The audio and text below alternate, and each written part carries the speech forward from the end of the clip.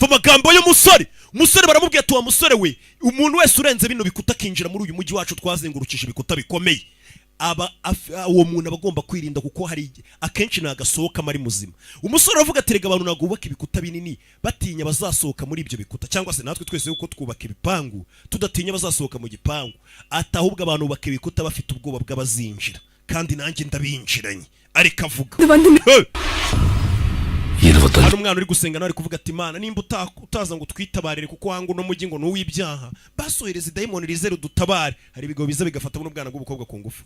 Barumi wazanye umuntu umwe, barazi ko agiye kuzana igisirikare nk'icyo mu Rwanda, none azanye umuntu umwe.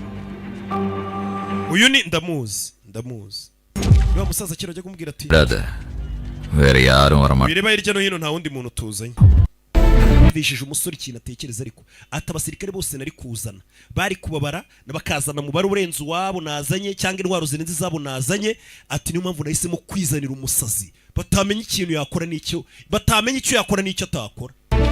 Umuntu w'umusazi uraho, uriya mwana wibuke ni umusazi kuva akiri muto, ni umuntu twagiye tubona akora ku rutsinga rw'umuriro abagabo bakura akabashyira hasi. Ati nahisemo kwizanira umusazi, kana bamaze kugategura ngo bagafate ku ngufu.